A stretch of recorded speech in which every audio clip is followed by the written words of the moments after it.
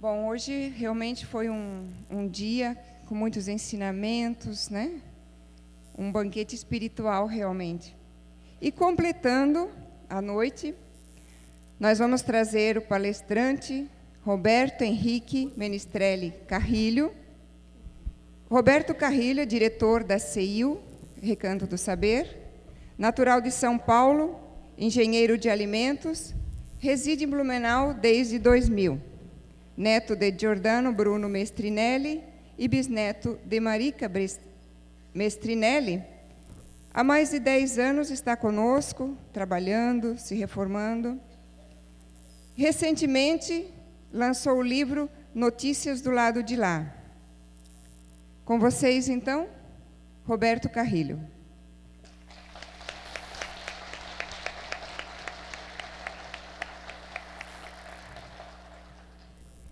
Alô, perdão. É que eu gosto de gesticular quando eu falo. E ficar com o microfone parado me perturba. E falando em perturbação, eu tenho uma boa notícia ao Clóvis Nunes. Eu tenho o 81º tipo de médium. Sério, sou eu. Eu sou um médium que faz com que se locomova as massas físicas incorporadas pelo MOB. É sério. Não é para rir, gente. É sério.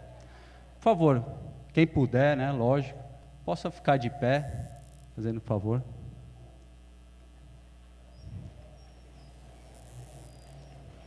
Quem não puder, não se constranja, pode ficar sentado, que a minha mediunidade também não afeta tanto, tá? Tá vendo, Clóvis? Consegui. É um fenômeno. Eu falei que eu fazia. Podem permanecer em pé, por favor, gente, por favor. O fenômeno ainda não terminou. Agora vai vir o 57º fenômeno de mediunidade. É isso aí. Eu vou fazer com que vocês agora se sintam bem, sem eu tocar em vocês, sem fazer prece e sem emanar nenhum tipo de fluido. Vamos todos agora relaxar os ombros. Isso, bem relaxado, respirando fundo, por favor. Aí, agora, praticamente todos de vocês têm um ser humano ao seu lado, né? Então, tanto do lado esquerdo quanto do lado direito, vocês podem virar para eles, se cumprimentarem, darem uma boa noite, um abraço, mas não precisa apertar muito, hein? Sem se empolgar, por favor. É isso aí. Olá. Eu falei só para o lado, olha só, o fenômeno perdeu o controle agora. Olha lá, tem 4 obsediados ali, ó, ficaram parados, ó, eles nem se abraçaram. Bom, gente, isso aí era só para descontrair vocês, tá? Podem sentar. Obrigado, né? E é espiritismo com espíritos, é isso aí, né? Estão vendo? Fenômenos acontecendo e vocês participaram disso, você vê? Vocês vão levar essa experiência para casa. Bom, gente, nossa apresentação hoje, falando notícias do lado de lá, do intercâmbio mediúnico e a mediunidade. O Lothar, pode pôr para frente? Isso. Eu confesso que para as minhas palestras, assim, eu tenho uma certa dificuldade. Eu vou estudando, chega uma hora, eu falo, não é isso, não é aquilo, será que é aquilo? Me deixa em dúvida, no final das contas, eu acabo fazendo as coisas assim, bem próximo da hora de apresentar. E, lendo o Evangelho, o capítulo 19, se eu não me engano, tem a parábola da figueira seca. E eu achei que ela tem tudo a ver com o tema de hoje, o tema do nosso Foreblue. Porque na leitura dela, eu acho que todo mundo conhece, né, a parábola da figueira seca. Se não conhece, vou relembrar rapidamente. Quando Jesus com os apóstolos saíam de Betânia, no caminho cruzaram com uma figueira e ao longe, né, Jesus se encaminhou até ela, esperando colher frutos. Chegando lá, né, era uma árvore frondosa, cheia de folhas, mas com nenhum fruto. E ele, né, os próprios apóstolos o disseram, amaldiçoou a árvore, falando que mais ninguém iria comer frutos de ti, né? E no outro dia a figueira estava seca. Bom, no próprio Evangelho segundo o Espiritismo, a espiritualidade explica essa simbologia, que a figueira seca são justamente as pessoas, nós mesmos, quando temos a possibilidade de sermos úteis e não somos. É quando alguns de nós vivem da aparência, né? Aquela casca por fora, mas por dentro, né? Dizia essa minha avó Marica, que eu homenageei aqui, hoje ela é meu avô, que são 2 espíritos, né, desencarnados, e que têm me ajudado aí na minha trilha, né, nessa existência. E a minha bisavó, a Marica, costumava ter um ditado assim: por fora a bela viola, por dentro pão bolorento, né? Então, a figueira seca representa justamente isso, né? As aparências que a gente cria aquela ilusão para os outros, mas por dentro a gente é outra coisa. E mais adiante, na leitura, no Evangelho, sobre a parábola da figueira seca, a espiritualidade também comenta a respeito dos médiuns, que são os intérpretes dos espíritos, né? E que, nesse contexto de renovação social, os médiuns têm uma importância, uma missão particular, que seria uma analogia de que como se fossem árvores para fornecer o alimento espiritual para os seus irmãos. E mais adiante nos diz que eles são multiplicados, né? Que existem em vários pontos do mundo, em várias castas sociais, em várias culturas, os médiuns, para justamente que esse alimento espiritual seja abundante. Então, essa é a importância da mediunidade. E eu resolvi fazer essa apresentação, aonde ela é representada por uma árvore. Seguindo adiante, a gente vai ver como é que essa árvore pode se enfincar, criar raízes e criar uma sustentação. Primeiramente, para se ter essa sustentação da mediunidade, pensamos nós aqui, tem que haver primeiro a permissão da espiritualidade superior, para a gente ter um intercâmbio controlado, informativo, com conhecimento ou até mesmo consolação. Também verificar, e isso também pela própria questão de merecimento de quem vai receber essa informação, de quem está dando, do espírito comunicante, a verificação da necessidade da comunicação, se ela é realmente útil. Por isso que algumas vezes, muitos de nós esperamos comunicações particulares e por vezes não as recebemos e ficamos indagando por quê? Porque não existe, pelo menos naquele momento, a necessidade de você receber uma comunicação. A outra seria a afinidade do espírito em comunicar-se. A vontade do espírito em comunicar-se. Quando eu fiz isso aqui, eu não imaginava que ia ficar tão longe, ficou pequenininha as letras para mim, viu? Mas enfim, eu sou assim mesmo, eu falo às vezes o que penso. A vontade do espírito também em comunicar-se, porque não basta a gente querer ou desejar, evocar mentalmente ou até verbalmente o espírito, se ele não quiser, ele não vem, é o livre-arbítrio. E muitas vezes também, não é só a vontade, também há a impossibilidade, as condições, né, que a gente está falando.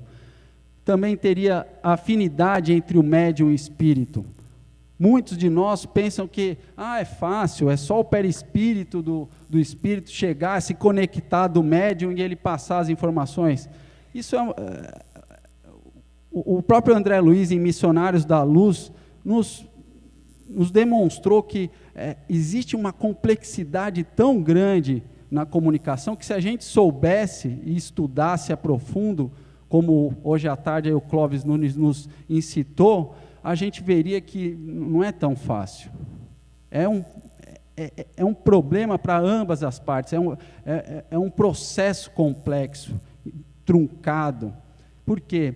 Até nesse livro Missionário da Luz, se eu não me engano, no capítulo Incorporação, o André Luiz comenta uma história a respeito disso, aonde, brevemente aqui eu vou relatar, que um agrupamento espírita, né, onde tinha o Alexandre, se eu não me engano, o instrutor desse grupo espírita, estava solicitando que um dos membros desse grupo que havia desencarnado, que ele pudesse vir através da médium, acho que Otávia, para se comunicar com o grupo, porque os familiares desejavam isso, as pessoas do grupo espírita também o desejavam, e ele foi lá e convenceu a espiritualidade superior a permitir esse intercâmbio.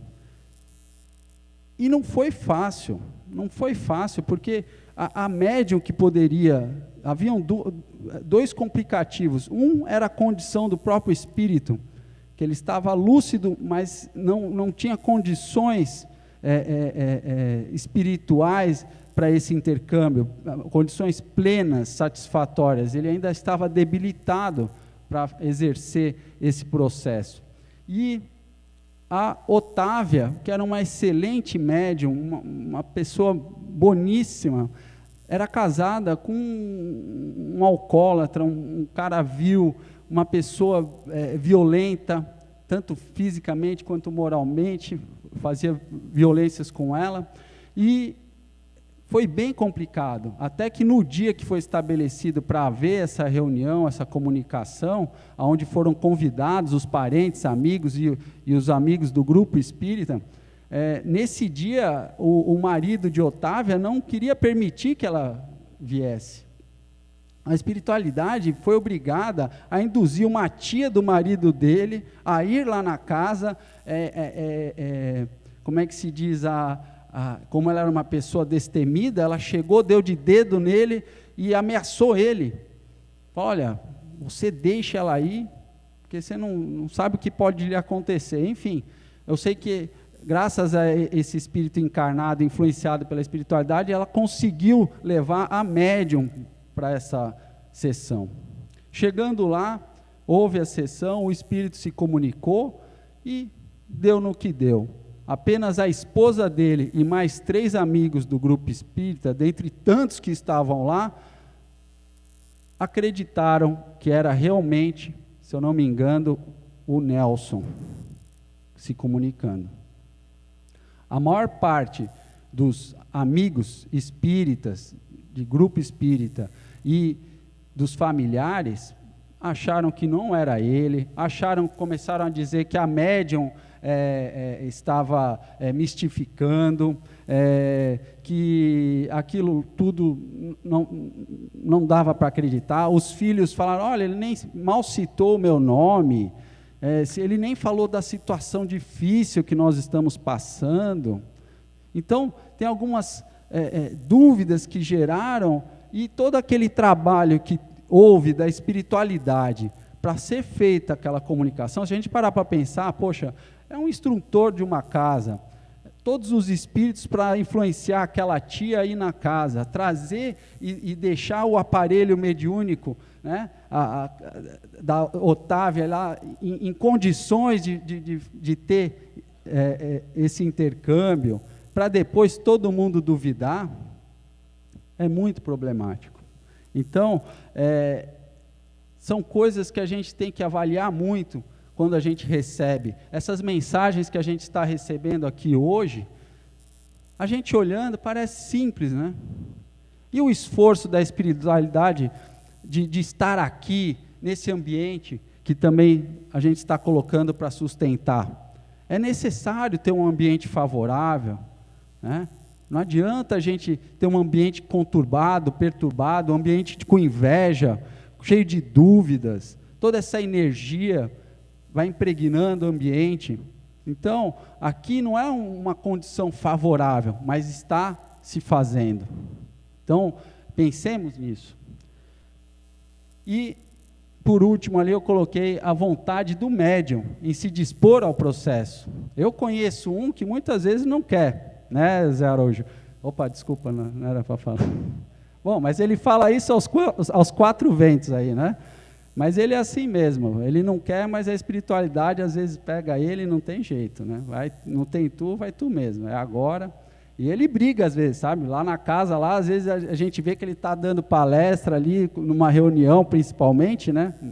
Com o grupo, e ele não cede, vai lá e começa a vir, a gente fala, e vai vir, vai vir. Aí quando vem o espírito, fala, mas é difícil esse cara, hein?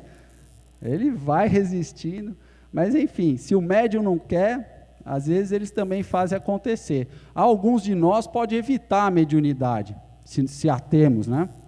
Mas outros, se existe uma missão, existe algo para ser feito, seja resgatado, seja em termos de progresso, eles vão ir atrás da gente, e não vai ter como fugir. Pode ir na sequência.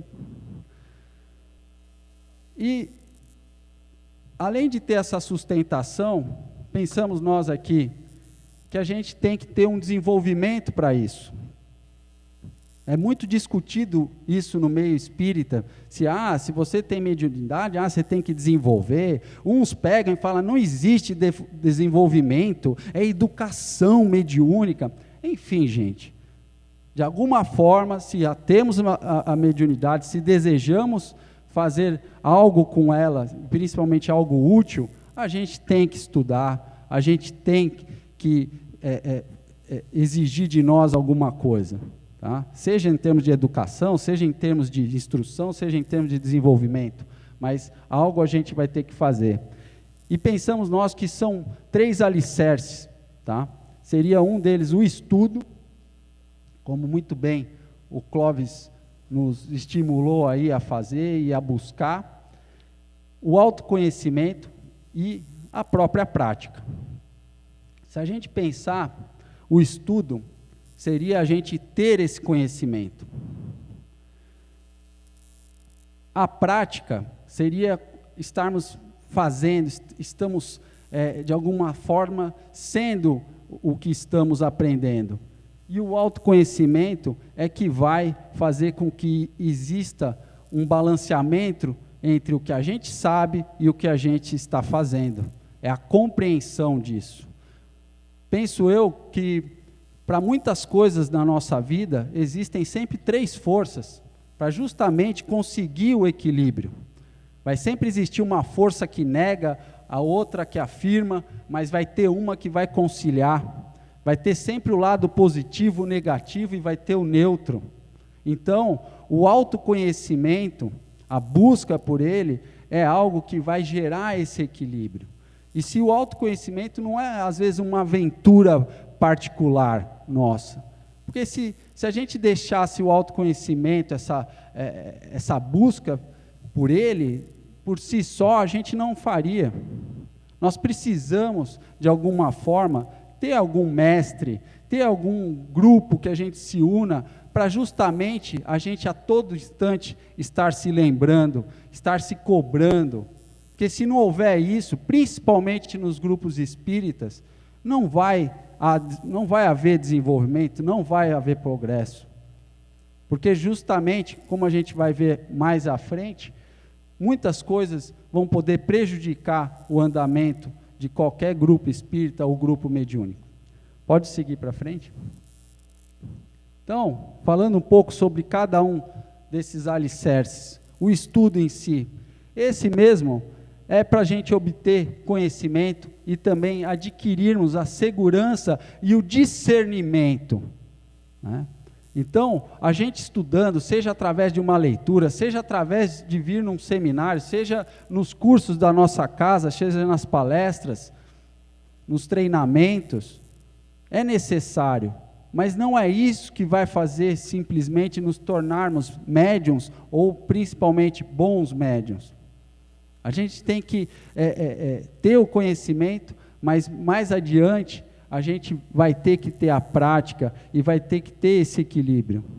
Agora, quando a gente começa a ter conhecimento, muitos de nós, acabamos nos desvirtuando, porque a gente acha que está sabendo de tudo, acha que isso eu já sei, e muitas vezes acabamos inflamando o nosso orgulho, e aí é que o bicho pega, e é aí que a gente vê alguns grupos espíritas degringolarem, se dividirem, por justamente essa bactéria da alma, que é o orgulho e o egoísmo, atingindo cada um de nós e fazendo devastações aí dentro do meio espírita.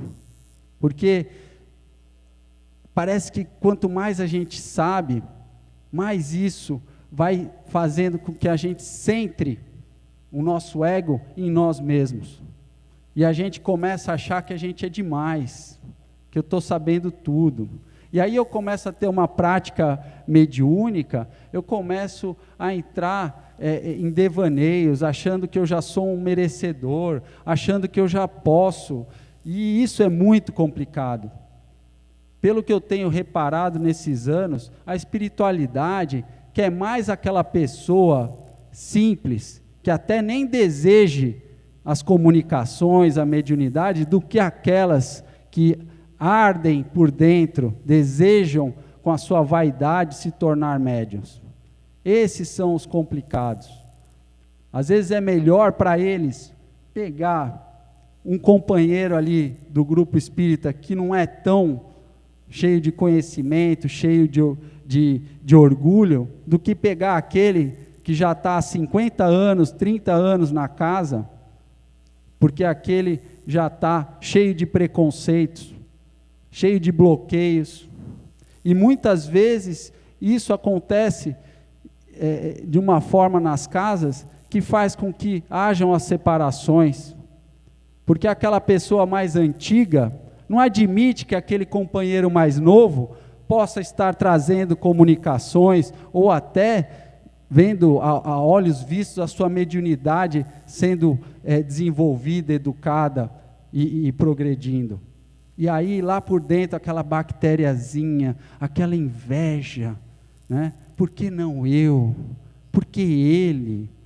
E muitas vezes a inveja leva a ações, o quê? Difamatórias. Aí eu começo a criar picuinha, eu começo a criar a maledicência. Ai, fulano, eu não sei. O que você achou? Eu acho que ele está mistificando. Eu acho que acho que são obsessores, a gente precisa ficar de olho. E eu vou disseminando isso dentro da nossa casa, e acaba virando um cupim que vai destruindo todos os alicerces que nós temos, que é a criação de harmonia, a criação do ambiente favorável para se desenvolver isso. E a inveja, o orgulho, a vaidade, são impedimentos ao desenvolvimento de qualquer mediunidade dentro da casa espírita. Podemos ir para frente? Então, essa busca do autoconhecimento, vencer o orgulho, o egoísmo, criar bom senso. Muitos de nós espíritas pegamos tudo pelo pé da letra.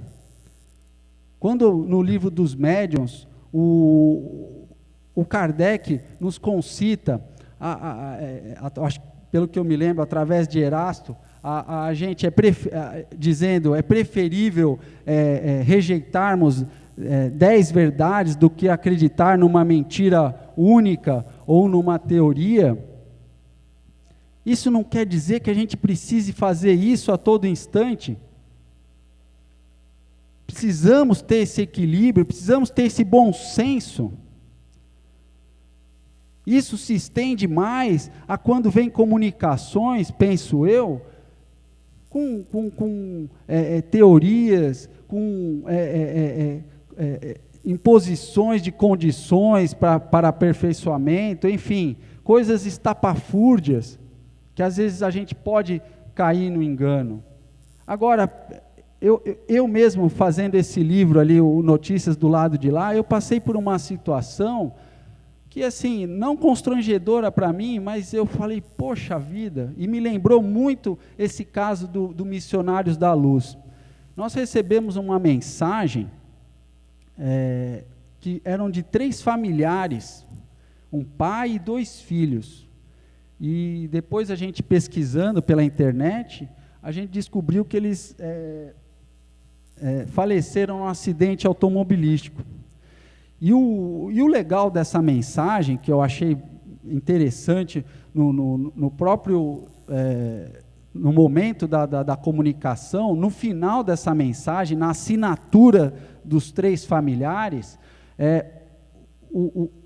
isso está em vídeo, agora não vou lembrar que data foi essa sessão, mas cada um ia assinando, o médium colocava o lápis no chão, vinha o outro espírito, pegava o lápis, assinava. Colocava o lápis, aí vinha o outro espírito, pegava, assinava. Então, seria muito caprichoso, né?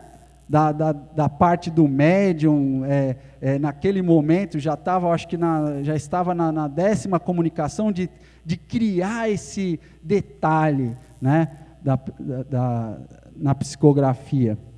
E a gente conseguiu encontrar o destinatário dessa mensagem, né? Um dos familiares, e foi a esposa do garoto que faleceu. E um dia, acho que foi em janeiro ou fevereiro, eu estava lá no Centro Espírita, organizando essas psicografias, e recebi uma ligação, um pouco antes de uma palestra. E era um espírita da cidade ali, eu prefiro não citar o nome, querendo conversar comigo, falando, não, eu queria entender, nós somos confrades, mas eles estão com dúvidas. Eu falei, poxa, é mesmo? O que está acontecendo, né? Ele falou, não, sabe o que é? Eu peguei e li a mensagem, mas aí você sabe como é que é, né? O próprio Kardec falou, é preferível rejeitar 10 verdades do que acreditar numa mentira, né? Daí eu falei, ixi, lá vem, né?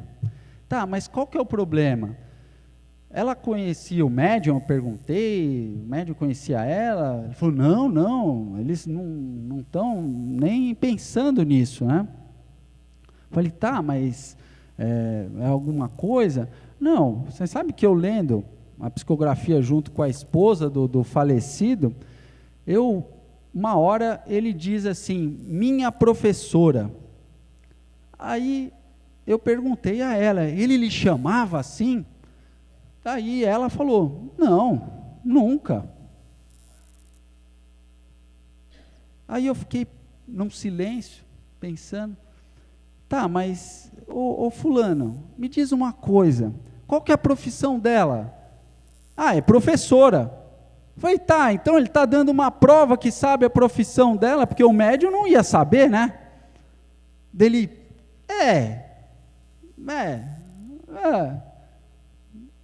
melhor rejeitar uma verdade, né, do que acreditar numa mentira. E foi isso que eles fizeram. Eles preferiram achar que aquela mensagem não era verdadeira, que era um embuste que a nosso grupo espírita ali pesquisou na internet e levantou a ficha completa de todo mundo, os nomes, né, o caso mesmo do acidente.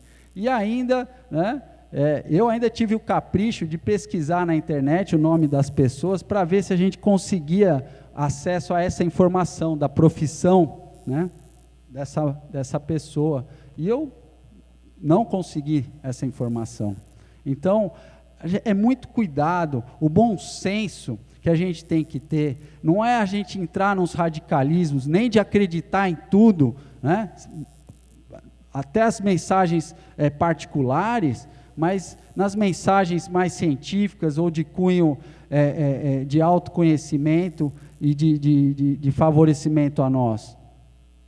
Não adianta a gente ficar criando caraminhola, será que não é? Será que é melhor rejeitar? Tudo tem que ser avaliado, e com carinho, porque se eu bem me lembro, nesse próprio livro do Missionários da Luz, no final, um dos encarnados, no final da sessão, diz bem assim para o outro, a gente tem o direito de duvidar de tudo. E o instrutor Alexandre, comentando com o André Luiz, ele falou, as pessoas se julgam no direito de duvidar de tudo, isso é um contingente grande de pessoas no nosso meio. Só que muitas vezes, e são poucos na verdade, que pensam em ajudar nesse processo. Então a gente não pode entrar nem num devaneio mistificador de que tudo que o médium fala é verdade, mas também a gente não pode pegar e simplesmente duvidar levianamente, eu acho que não é. Porque muitas vezes a gente vai estar perdendo uma oportunidade. Um outro ponto é seguir a intenção maior, é a gente buscar, através desse próprio bom senso nas nossas ações, o que a gente quer para a nossa vida, como ser humano, o que a gente quer para o nosso grupo espírita, o que a gente quer para o movimento espírita. Porque a maior caridade da divulgação do espiritismo que a gente possa fazer, segundo Emmanuel, é o próprio exemplo nosso. É a gente parar de criar aqueles portais de luz dentro do centro espírita, principalmente os trabalhadores espíritas, que muitas vezes em suas casas brigam lá com a esposa, pegam o carro, saem xingando todo mundo, mas na hora que chega no centro espírita, parece que incorpora, faz... olá, boa noite, irmão, tudo bem? Ai, amada, como é que você está? E ainda põe a culpa no marido, na esposa, que é karma. Eu não sei o que eu fiz, deve ser inimigo de outra encarnação. A gente nem se percebe com essas baboseiras que a gente às vezes fala. Muitos grupos familiares nossos é justamente para a gente resgatar débitos com eles. E não o contrário, não. O espírita tem mania de justificar tudo. É obsessor, é inimigo de outra encarnação, e fica por isso mesmo. E muitos de nós temos inimigos de outras encarnações, às vezes até ex-obsessores nos nossos grupos espíritas, mas ainda a gente prefere ainda ser sectário, fazendo panelinhas, querendo dividir. A gente ainda não tem condições de avaliar as opiniões sem a gente se machucar, sem ferir o nosso orgulho. A gente olha sempre a diversidade que existe de pensamentos, de pessoas, de maneiras de ver a vida, a gente sempre leva isso como uma afronta. Muitos aqui, inclusive eu mesmo, quando a gente recebe eu não concordo com você, dá aquela coisinha, né? Fala assim, machucou, mas como a gente é espírita, a gente faz aquela cara, né? Mas lá dentro, a gente já está na retórica, já está pensando, ele vai ver agora, eu vou dar uma resposta para ele. Se a gente não consegue, a gente vai com aquele sapo na garganta, a gente vai estudar em casa, para ver se pega a pessoa. Isso é auto-obsessão, fruto do nosso orgulho, e enquanto isso residir em nossas casas, em nossos lares, nos grupos espíritas, muita coisa não vai melhorar, vai ficar na mesma. E outra questão, buscar a fé e a esperança. Nós temos um amigo espiritual, o Dr. Inácio Ferreira, numa psicofonia, onde eu estava presente, ele, agora lembrando da conversa, né, na hora que eu falei, olá, tudo bem, né? Muitas vezes, não todas, eu pergunto quem é, né? Às vezes eu não pergunto, desconfio, né? Mas eu perguntei quem é. Falei, aí não respondeu, é doutor, né? Ele falou, sim, mais Inácio do que doutor, ele respondeu para mim. Aqui no mundo espiritual, o ego a gente deixa um pouco de lado. Então, essa questão de doutor para ele não importa muito. E ele veio me falar de uma questão, e que eu concordei com ele. O Espiritismo passa por uma das suas piores fases. É a fase da descrença. Ele foi bem sucinto em relação a isso.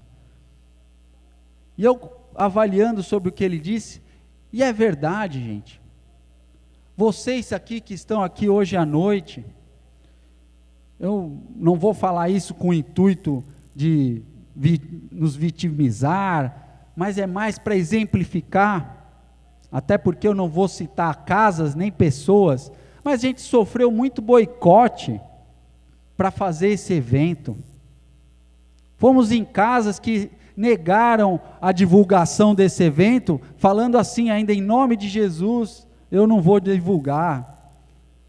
Fomos humilhados em algumas casas, às vezes publicamente. Não quero que vocês fiquem pensando, nossa, né? Mas isso é para exemplificar essa fase de descrença.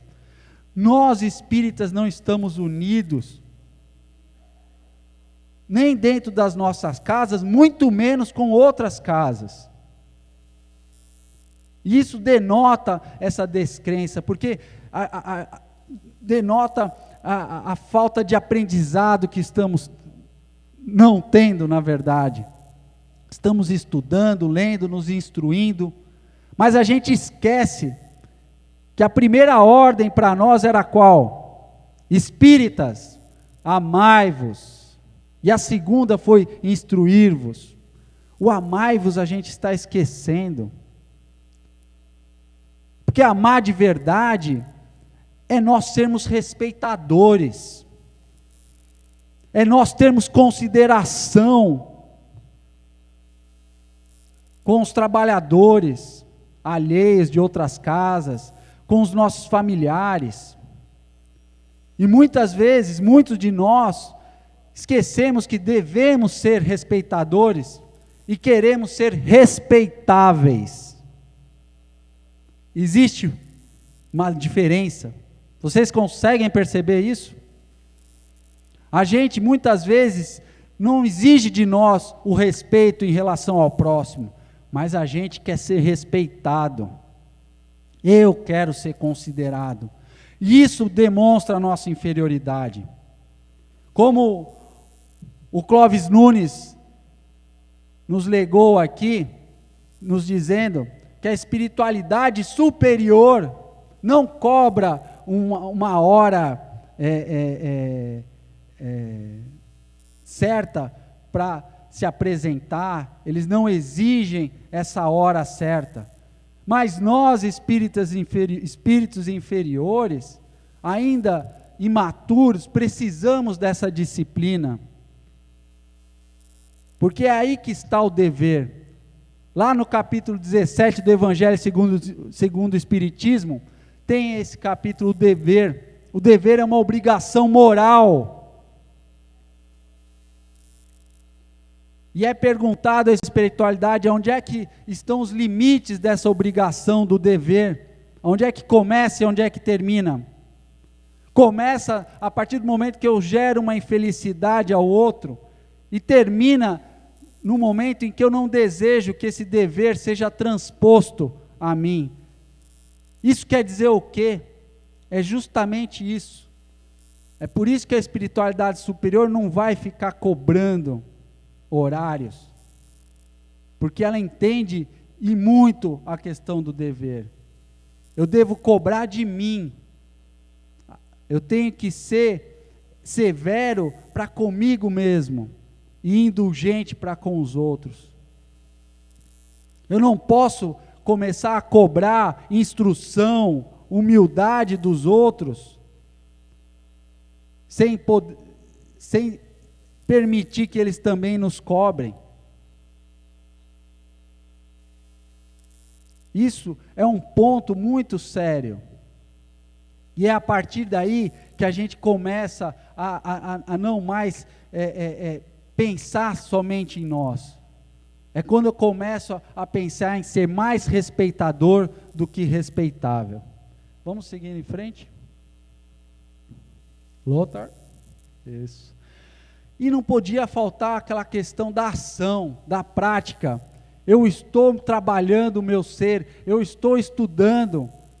E nós vemos que em muitas casas aí, não foram tantas, mas eu conheci alguns grupos e eu vejo que, principalmente, existe uma ansiedade em relação às questões mediúnicas. Alguns grupos querem que isso aconteça logo, e é como o Kardec aí nos legou também. Às vezes é necessário que nem tenha médiuns naquela casa. Um outro ponto é aprender fazendo. Alguns grupos eu vejo que estão há 5, 6 anos, não, nós estamos estudando. Mas vocês fazem mediúnica? Vocês já têm algum exercício? Não, por enquanto estamos aprendendo. Chega uma hora que a gente tem que fazer, tem uma hora que a gente tem que exercitar para saber se aquilo que eu estou aprendendo, eu já consigo ter o bom senso e o discernimento para qualificar as comunicações. Então a gente fica protelando com o quê? Muitas vezes através, e o responsável é o medo de errar, é o medo de repente de eu aceitar uma mentira em vez de uma verdade. E por trás desse medo muitas vezes tem o orgulho da gente não querer ser falível. Mas a partir do momento que você tem um grupo espírita sincero, aonde as pessoas consigam se expressar, colocar os seus desânimos para fora, também colocar suas críticas e ainda assim ser respeitado por isso, ir contra algumas determinações. O que eu posso falar é de onde eu tenho o meu trabalho ali. No nosso trabalho mediúnico, a gente pergunta, quando há doutrinações, há as conversas, os diálogos com espíritos, sejam obsessores, sejam sofredores, a gente pergunta ao final da sessão para o médium, e aí, o que você sentiu, qual é a sua impressão? Você acha que o espírito foi bem encaminhado? Você acha que ele conseguiu assimilar o que foi dito para ele? E às vezes o médium fala, não, ele foi em dúvida, ele não saiu bem.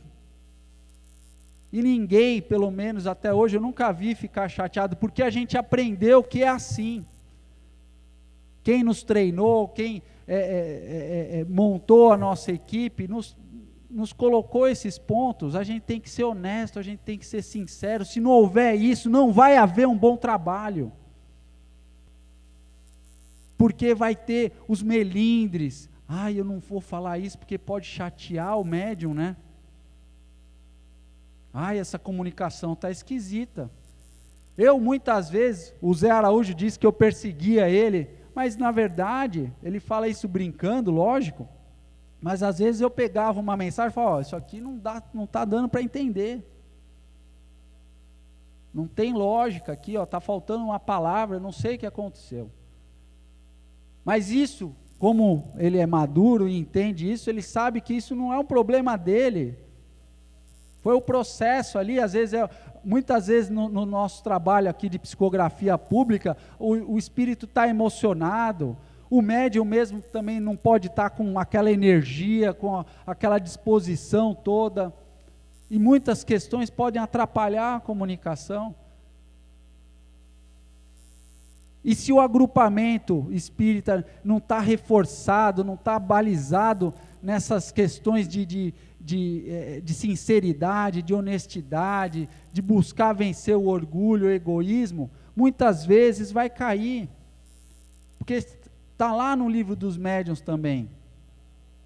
Agora não vou lembrar o item, nem a página, nem o capítulo, mas está lá escrito, vocês estudem e procurem. Está dizendo que os bons espíritos, eles permitem que venham para médiuns bons, comunicações falsas. Eles permitem isso, que às vezes venham espíritos que venham mistificar, que venham dar uma informação equivocada, para justamente testar o orgulho do médium, testar o orgulho do grupo espírita, para ver se eles caem, se eles cedem. Isso é treino, isso são provações, para a gente ver se a gente passa uma linha e já vai para outra. Então, se a própria espiritualidade permite esses testes com a gente tem que avaliar, e não tem que se chatear. Se não deu para entender, então tá, vamos em frente, vamos observar. Poxa, você está vindo com sempre a mesma comunicação, não muda muito, conversando, o que você está sentindo? Será que você é médium mesmo? Às vezes a gente tem esse falso pudor, eu não quero afetar, eu não quero entristecer o outro, mas a gente tem essa obrigação para se fazer um bom trabalho. Não adianta a gente se enganar e depois acabar enganando os outros. Vamos perturbar pessoas, o nosso grupo, a nós mesmos e a outros terceiros ainda. É necessário esse diálogo, essa conversa. Se não houver isso, não vai ter essa união, o ambiente favorável para as comunicações. E juntando tudo isso, vai ter uns frutos dessa árvore. Pode mudar a tela? Que frutos seriam esses através das comunicações da mediunidade? Seria o aprendizado, a consolação e a evolução. As comunicações são justamente para isso. E vejo que nesse movimento de descrença que a gente está hoje em dia, dos grupos espíritas evitando a mediunidade, seja com medo, seja para que um outro médium não apareça, seja pela causa que for, restringindo as comunicações. Existem muitos centros espíritas que o grupo mediúnico guarda as comunicações só para eles. Não se divulga, não se propaga, e muitas vezes também não se avalia. E muitos outros também pegam qualquer psicografia, qualquer mensagem e saem distribuindo. Equilíbrio, essa é a palavra. Nem muito, nem pouco. É a gente seguir com o bom senso, com a razão, olhando, percebendo. Às vezes a gente desconfia de alguém, às vezes tem alguns testes que a gente pode fazer. Vou dar uma dica para vocês. Você acha que o médium ali está mistificando, ou está em exercício, por exemplo? Às vezes você pode criar um fato que não aconteceu. Olha, você ficou sabendo que o filho da minha empregada se enforcou, morreu de um jeito tão horrível, o nome dele era Cláudio. Aí vai ter o trabalho mediúnico, senta na mesa, aí o médium. Então, aí o doutrinador fala: irmão, seja bem-vindo, a gente pode te ajudar. Eu sou o Cláudio. Aí a gente pega. Isso é ser rasteiro, é ardiloso, mas às vezes a gente precisa fazer para a gente saber. Que adianta eu ter um médium que vai ficar gastando tempo nosso lá, a gente doutrinando espírito que nem está lá, mensagem de gente que nem existe. Eu não quero perder tempo, o nosso grupo espírita não quer perder tempo. Isso não é ser sectário, não é fazer julgamentos, isso são avaliações. E esse é um bom meio da gente avaliar. E daí, a partir do momento que a gente avalia, a gente chama para conversar e fala: olha, acho melhor a gente estudar mais, pensar, buscar as questões do autoconhecimento. Nem todo mundo precisa ser médium, porque nem todo mundo é médium, isso vocês já sabem, né? Então, mais uma tela ali. Pode mais um? Isso. Então, notícias do lado de lá. esse foi um trabalho que eu posso colocar para vocês, que me ajudou e muito na minha vida. Foi uma oportunidade rara aí, das comunicações que a gente recebeu, e desse poder que pode trazer a consolação. E a consolação não é só a gente atenuar aquela saudade pelos entes queridos que já se foram, ela também ajuda no aprendizado, porque muitos de nós que recebem uma mensagem de alguém querido que desencarnou, essa mensagem às vezes serve para a gente, e para mim serviu muito. Era no dia que a gente estava recebendo, já vinha uma emoção, na hora que a gente encontrava as pessoas, seja pelo Facebook, seja pelo Google, eram momentos muito especiais. Um deles, que está até no livro, é a Patrícia Viale, que recebeu uma mensagem do Chico Viale. Foi muito especial. A Patrícia mora em Gramado, no Rio Grande do Sul, e quando veio essa mensagem, foi em dezembro, acabou sobrando para mim, né? Todo mundo saindo de férias, aqui em Blumenau é costume, né, sair em férias coletivas. Aí eu falei, poxa, ninguém vai entregar essas mensagens, né?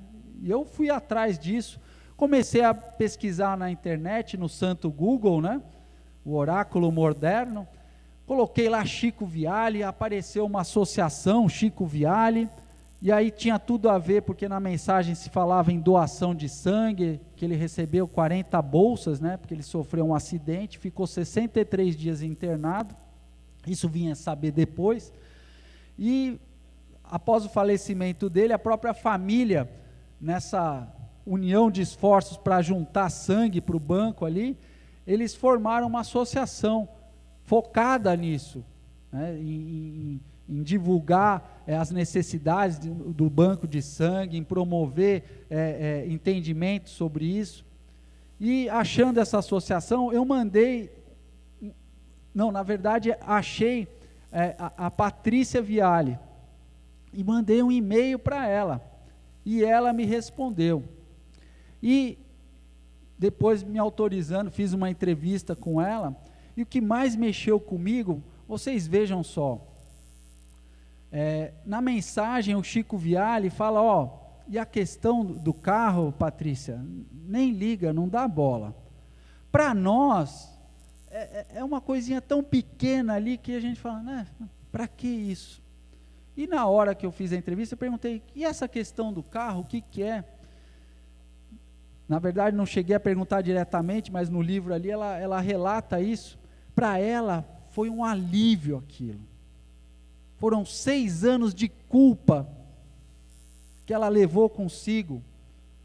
Porque o que aconteceu? Ela deixou o irmão dela na casa dele, e ela estava atrás do banco, a mãe dirigindo, e a irmã, assim que ele saiu, ele estava na frente, a irmã foi para frente, despediu, deu beijo, e ela ficou dentro do carro, e até pensou, vou despedir do meu irmão, vou sentar aqui, e surgiu um pensamento nela, eu nunca mais vou beijar o meu irmão, e ela foi embora, e assim foi. 3 dias depois ele desencarnou no acidente de carro.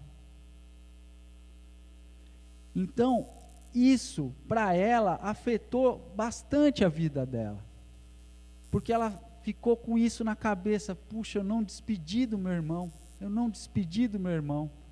e ela falou que quando ela recebeu essa mensagem, ela saiu propagando para todo mundo, olha, viu, eu não estou louca, porque ela virava e mexia e falava, meu irmão está vivo, eu não sei como, mas ele está vivo, e foi um alívio tremendo para ela. Então, além da consolação, existe uma série de fatores por trás. Às vezes a gente destrava uma vida. É como eu falei anteriormente, o que sustenta a mediunidade ali, a necessidade da comunicação, o merecimento de quem está recebendo. Isso é super importante. Houveram as comunicações da Natasha Vota Gomes, que, ao meu ver, eu aprendi, em uma frase, ela deu um tiro no preconceito. Ela metralhou o preconceito. Numa frase. Lá no livro também está falando sobre ela. A Natasha, ela tinha uma parceira, né?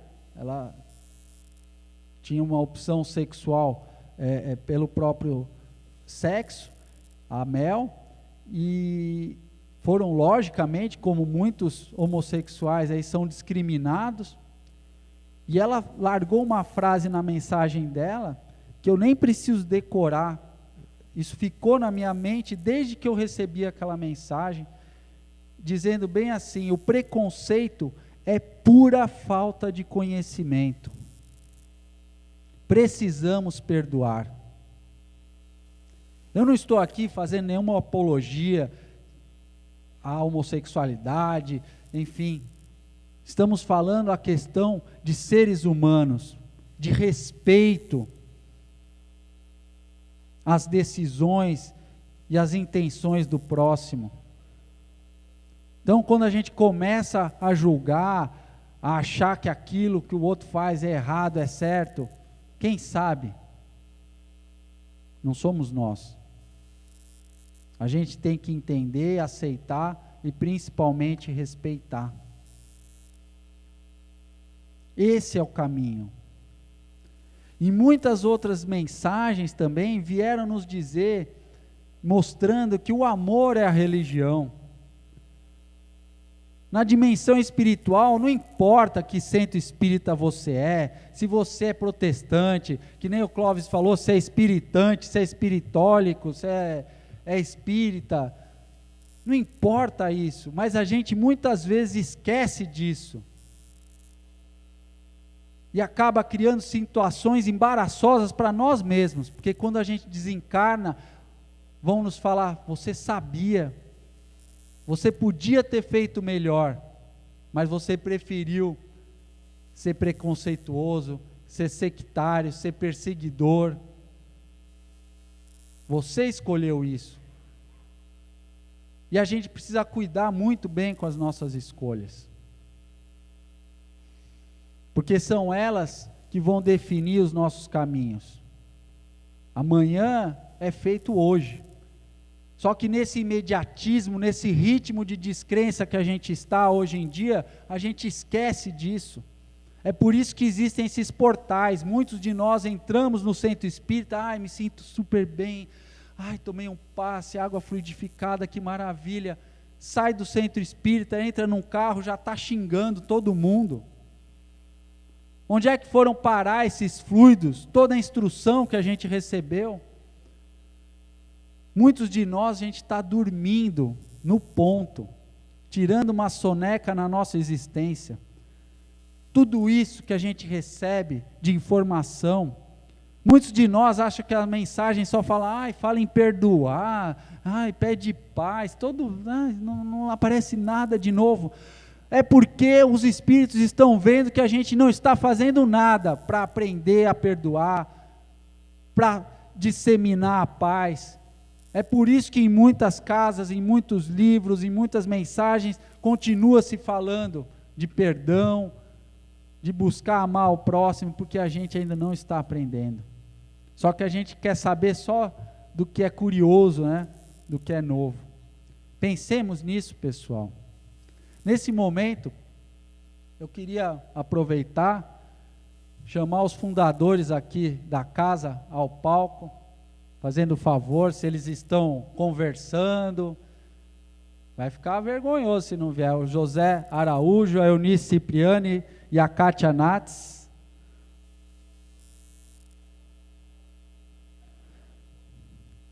Será que tem alguém no banheiro?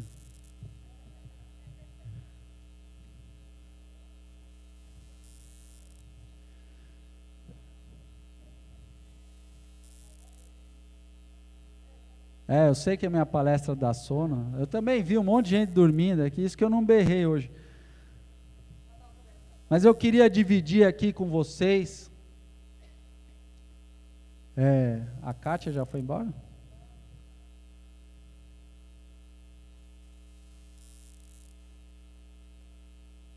Meu Deus, né? Ninguém estava assistindo a minha palestra. Tá doido. Nem os próprios da minha casa. Eu estou com orgulho ferido agora. Poxa vida. Olha lá.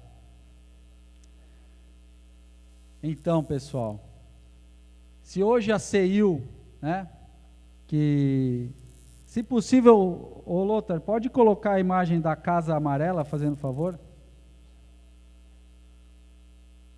Ô Roberto Oliveira.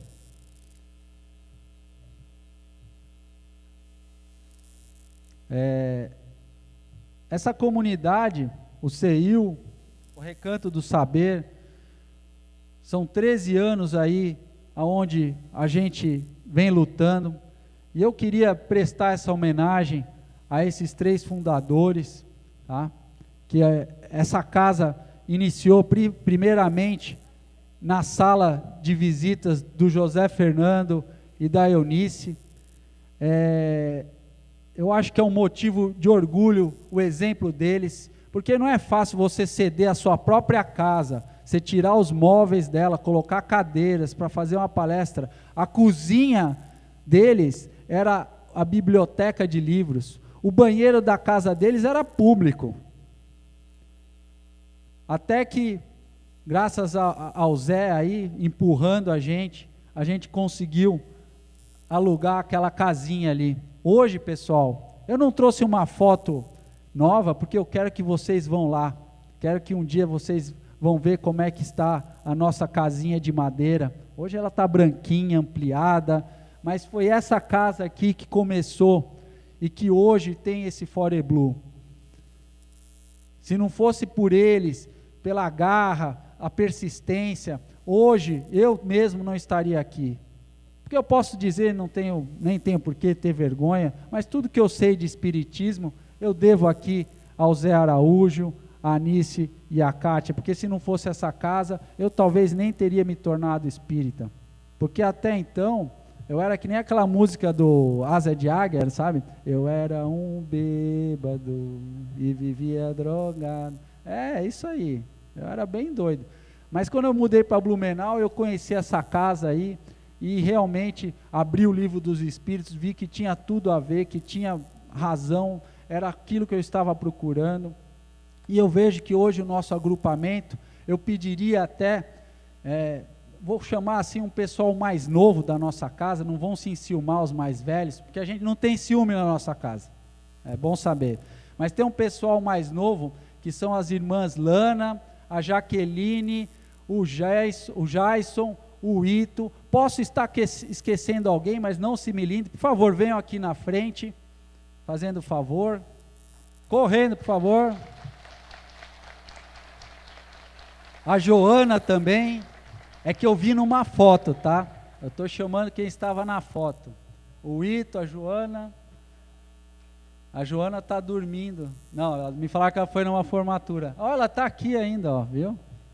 Então, esse grupo aí, eles foram panfletar lá no centro de Blumenau, divulgando o nosso Foreblue. Ó, o Marcelo, aí eu não chamei ele, mas ele veio. Estou brincando, Marcelo. Ele estava lá também. E eu vejo assim, e agora eu gostaria que viesse todos o restante aí dos trabalhadores aqui na frente, fazendo o favor. Rápido, correndo, cuida para não cair. O Cean também, lógico. É tudo junto, tudo no mesmo quadrado.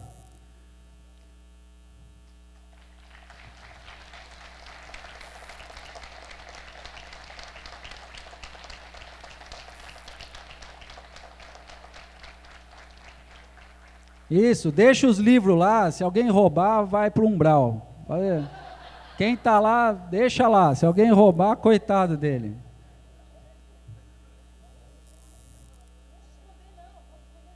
Então, gente, eu estou fazendo esse furdunço aqui. Ei, mas tem um pessoal que anda devagar, meu Deus, cara. Vocês têm que ajudar, gente, senão a coisa demora. Aqui em Blumenau é um negócio, às 10 horas da noite apagam as luzes aqui, a gente vai ter que ir na luz do celular embora. Gente,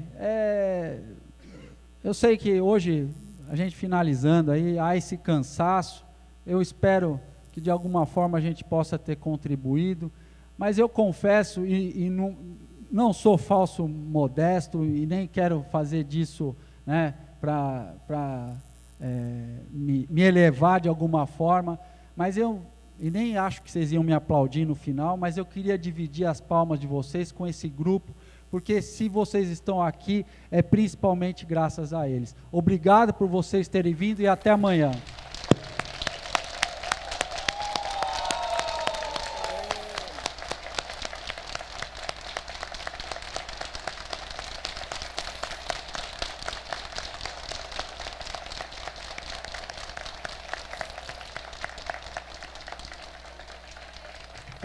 Para encerrar o fenômeno mediúnico da minha mediunidade, vocês podem se